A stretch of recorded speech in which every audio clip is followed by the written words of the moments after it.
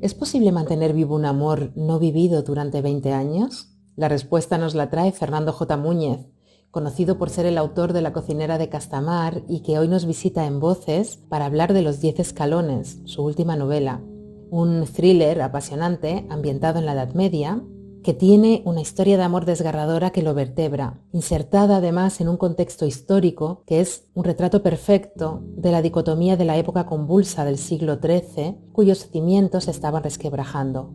Los 10 escalones es una novela llena de contrastes, como la búsqueda de la sabiduría y su destrucción por parte de la Iglesia, una iglesia dogmática de los estados pontificios frente a la dialéctica aristotélica de Santo Tomás de Aquino, la concepción del alma para unos y para otros, la figura del castillo como símbolo de protección o usado como herramienta para la opresión y la tortura, la noción del tiempo en la abadía, casi inerte, monótono, frente al tiempo frenético de los acontecimientos precipitados que se suceden, y personajes que en 7 días y 10 escalones se transmutarán para siempre. También es una historia de lucha y superación, de amor a la verdad, al prójimo y a uno mismo, del amor en busca del tiempo perdido a través de su poder liberador. No os perdáis la conversación a continuación mantenida con Fernando. Es una auténtica delicia escucharlo hablar de su obra con esa pasión contagiosa que le caracteriza. Como ya sabéis, el programa Voces podéis escucharlo en YouTube, iVoox, en Google Podcast y otras plataformas de podcast como SoundCloud y también directamente en bitácora.club. Muchas gracias como siempre por escucharnos y disfrutad de la entrevista. Estamos aquí en Bitácora, en el programa Voces, con un escritor que está disfrutando actualmente de un segundo éxito, porque si fue un éxito su primera novela, La cocinera de Castamar, ahora está saboreando el éxito de su adaptación a la pequeña pantalla. Bienvenido, Fernando J. Muñez. Gracias, Lorena. Muchísimas gracias. ¿Cómo te sientes con ese éxito? Primero me siento contento, claro, muy feliz. O sea, uno cuando escribe desea siempre lo mejor para su hijo de papel, ¿no? Que le vaya bien, que cuando tienes el hijo, pues que haga una carrera o que, no sé, que estudie, que llegue lejos. Y entonces, pues bueno, lo bueno de esto para mí fue que aunque uno lo desea, cuando ocurre, ¿no? El niño nos ha llegado lejos. Pues entonces de repente pues lo sientes muy bien, ¿no? Dices, pues parece ser, siempre sorprende, digamos. O sea, el éxito, aunque uno lo espere, cuando llega sorprende. Y bueno, yo en este sentido me siento gratamente sorprendido, ¿para qué te voy a engañar? Ahora vienes a nosotros con una segunda novela de la mano de Planeta, Los 10 escalones. Sí, efectivamente, Los 10 escalones. Esta vez ambientada en el siglo XIII, en vez de en el siglo XVIII, y tenemos a la Iglesia como uno de los personajes de tu novela. ¿Qué vamos a encontrar en Los 10 escalones? Bueno, pues un poco la mezcla de géneros que tenía también Castamar, ¿no? O sea, Castamar al final, bueno, se vende como un woman fiction o una especie de... pero yo creo que esto es una etiqueta, ¿no? Que al final lo pone la editorial o lo pone el mercado para que la gente comprenda qué está comprando, ¿no? O a qué se adapta. Pero yo creo que en Castamar, por ejemplo, había mucho de drama histórico, había mucho de novela de aventuras, había también, o sea, digo a nivel de géneros, había mucho también pues de la novela cortesana, esas intrigas, todo lo que había, ¿no? Que luego esto se venda como literatura woman fiction, pues se vende así. Pero realmente yo creo que, de hecho, una de las sorpresas que me pasó con Castamar fue que llegaron las lectoras, que a mí me ha sorprendido, pero me ha encantado que sea así, en masa a leerlo. Pero en un segundo instante han sido los hombres los que al final han ido poco a poco entrando, pensando que al principio podía ser una literatura que no les interpelaba demasiado. Cuando, pues bueno, le han quitado la carátula y ya se han puesto ahí a leer, parece ser que les ha apasionado muchísimo, porque muchos ya me estaban escribiendo diciendo esto, no me esperaba esto, o no entendía que esto fuera así, ¿no? Y en Los 10 escalones pasa un poco lo mismo. O sea, ¿es un thriller? Sí, es un thriller medieval. ¿Es un thriller homenaje al Nombre de la Rosa? Sí, lo es. Y tiene, de hecho, te diría que El Nombre de la Rosa es no solo la novela, que es inconmensurable, en la de Eco, sino también a la película de Jean-Jacques Annaud, ¿no? O sea, hay un punto de partida que tiene este imaginario, ¿no? Para mí era el punto de partida y ese pequeño guiño o homenaje. Pero tiene thriller, pero tiene un gran componente de drama. Tiene una historia de amor que lo vertebra de arriba abajo, es una historia de amor muy desgarrada, tal vez menos amable que la de Castamar, pero mucho más pasional en otros sentidos, ¿no? Con muchas más heridas con otras dimensiones, y tiene mucho de intriga, tiene mucho de suspense. O sea, digamos que no me gusta ceñirme solo a lo que es puramente el thriller como tal, ¿sabes? Me gusta que mis obras sean un poco inclasificables en ese sentido. Entonces, todo esto es lo que pueden esperar, así, bote pronto, sin contar demasiado. Cuando ven la portada, yo creo que, en este sentido, la portada de este libro yo creo que refleja muy bien lo que hay dentro. La promesa que hace, esto de las promesas que hacen las portadas, ¿no? Cuando uno ve una portada es una promesa, y esa promesa es lo que promete que hay dentro, ¿no? Bueno, pues yo creo que aquí tengo que decir que han hecho un trabajo maravilloso la gente de Planeta, porque creo que refleja muy bien el interior.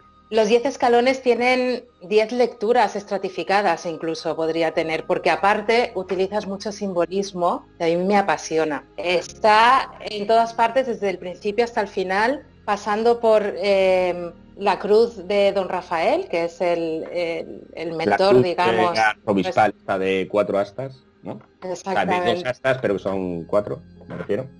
Tipo la cruz y de luego Carrasco. Hay una cosa que tú me dirás si la he interpretado bien o si se puede o si pensaste en ello. Hay un personaje que va acompañado de una flauta. La flauta aparece al principio y también aparece al final, como cerrando un ciclo. Exactamente.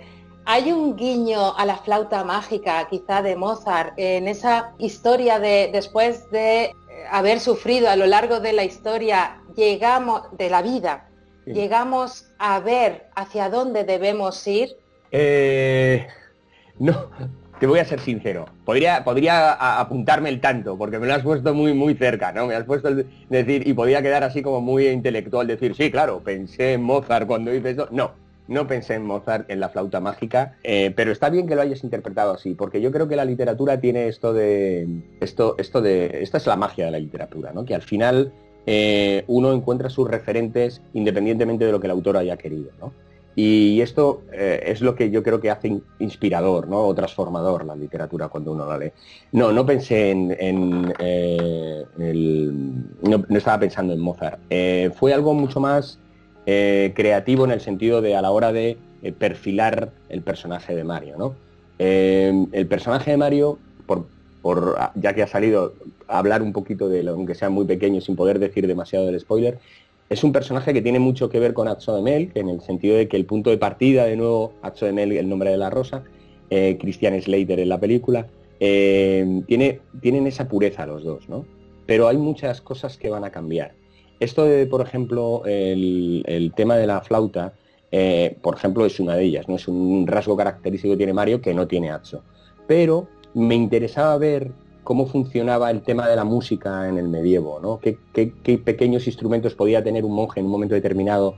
Es decir, creo que al final esos pequeños detalles es lo que hace el gran celofán histórico que rodea todo, ¿no? El ver cómo se cocinaba o el ver cómo rezaban o el ver cómo se preparaban los remedios en la botica. Entonces, todo eso a mí me gustaba porque daba el sentido de la piel, ¿cómo se dice? La piel histórica que envuelve todo, ¿no?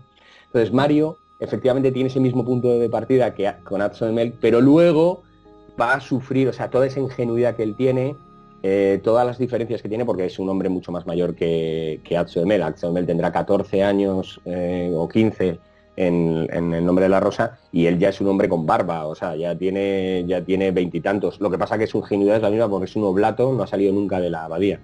Pero va a sufrir en sus propias carnes de una forma muy intensa, por dejarlo así, las perversiones del mundo. Y esto le va a transformar, ¿no? Le va a transformar. Y ese principio musical que había al principio y al final, lo que no era tanto la flauta mágica, pero ahora que lo dices, sí puede tener una conexión en el sentido de que siempre imaginé que la melodía que tocaba eran muy diferentes al principio que al final.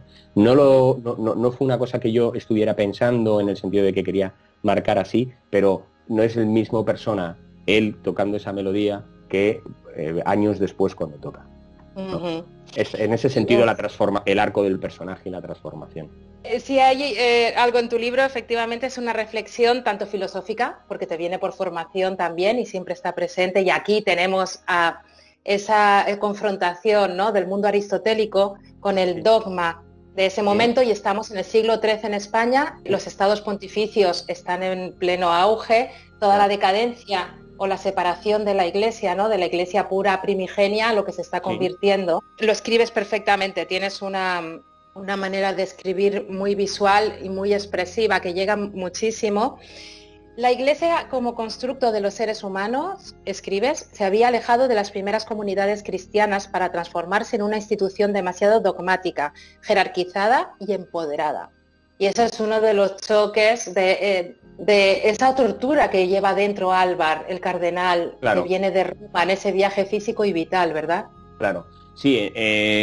Para mí el viaje de Álvar y luego lo que implicará lo que implica toda la historia que ocurre dentro de la abadía y ese descubrimiento que son los 10 escalones, no deja de ser un viaje muy transformador, ¿no? Es un viaje vital, transformador, que le transforma. Digamos que me interesaba el medievo por esos contrastes, o sea, y por poner el caso de la Iglesia, de lo que tú has dicho. La Iglesia, pues efectivamente, es un mundo lleno de contrastes, ¿no? Incluso hoy en día. Por un lado tenemos la labor ingente de recopilación a la cual le debemos poder conocer a gran parte de los griegos y los latinos, porque si no hubiera existido esa escuela de traductores de Toledo, si no hubiera existido la demanda de las abadías para recibir esos códices, si no hubiera habido escribas que se hubieran dedicado a mano a copiar todo esto, nosotros no tendríamos el acervo cultural europeo que tenemos hoy en día.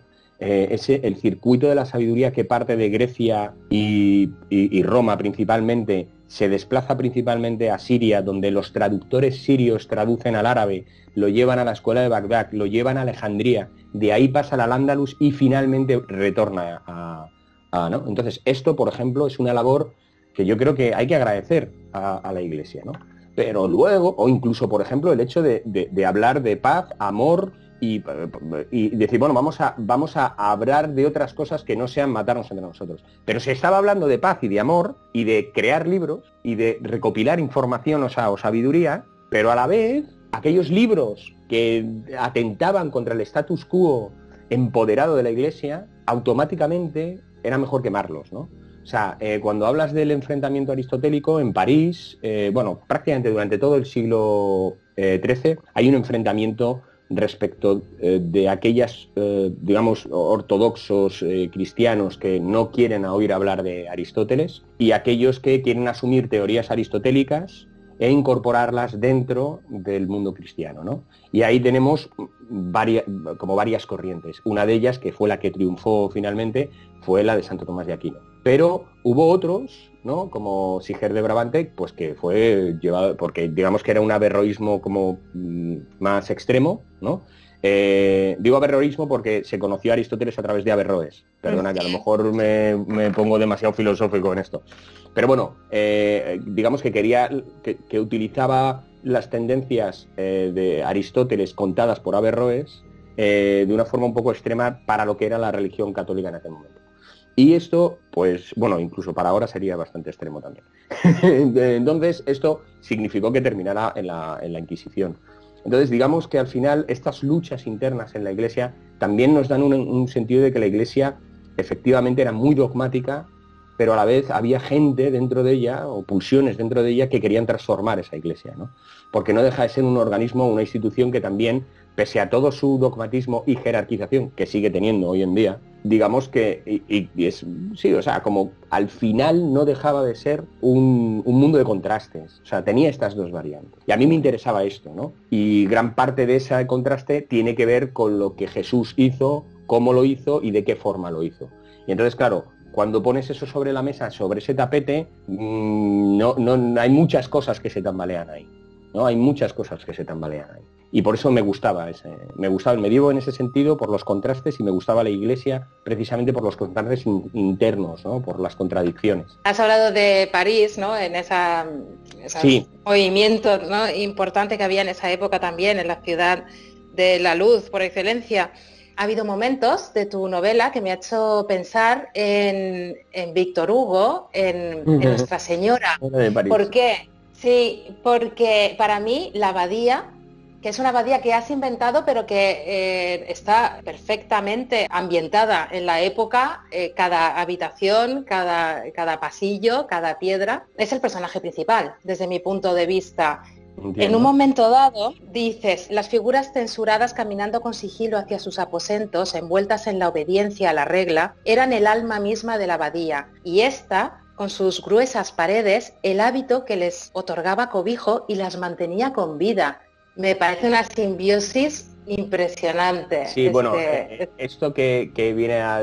Básicamente había dos tendencias fundamentales en la Iglesia. Uno era el hecho de ver... O sea, ahí se está jugando en dos niveles. Por un lado, la carga de significado que tiene la abadía en sí misma, es decir, a nivel medieval, es un sitio de refugio, de recogimiento, de pacificidad, donde todo ocurre conforme una regla, en silencio, monotonía, monocorde, siempre es así. Pero, por otro lado, la carga de significado que tiene para los personajes, ¿no? En ese momento, y a lo largo de gran parte de la novela, ya no va a significar solo un sitio de refugio, pacificidad y todo lo demás, sino que se va a convertir en algo muy diferente, porque te diría casi una batalla campal, tanto intelectual como física en algunos sentidos. Entonces me interesaba, de nuevo, esos dos contrastes, ¿no? El tiempo medieval por un lado, el tiempo de los personajes por otro. El tiempo medieval es tranquilo, reto, de hecho la novela ocurre en unos 6-7 días y realmente el tiempo de Alvar, el tiempo subjetivo, es que no paran de pasar cosas, o sea, va como si fuera un tobogán, ¿no? Y entonces sí me interesaba esto, me interesaba ese contraste. Y a la vez, bueno, esto es un guiño ya a alguien que conozca un poco más la historia. Había una lucha, de la que hemos estado hablando antes, había una tradición que parte de San Agustín principalmente, digamos, de ver el alma como que se inviste del cuerpo, como quien se pone un ropaje, ¿no? Y sin embargo, bueno, en el caso de Aristóteles, no me voy a entrar ahora a definir todo, pero bueno, porque si no me lío y la liamos, entonces sí que la liamos, y no hablamos de lo que es importante. Pero digamos que era una visión diferente y había entre ellas muchos puntos digamos, de erosión que no conectaban, ¿no? El alma para Aristóteles es otra cosa y entonces él está haciendo referencia a ese juego. O sea, por un lado describe cómo funciona la abadía en ese tiempo monótono tal, y por otro lado está haciendo el juego de lo que significaba para una gran parte de la Iglesia el alma y el cuerpo, o sea, esa división entre alma y cuerpo, y cómo se estaba empezando a entender, por otro lado, de otra forma diferente.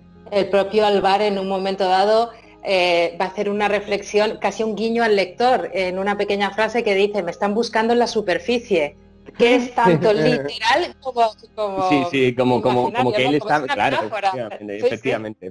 Buenísimo. Hilas muy fino tú, hilas muy fino. Y porque no tenemos tiempo.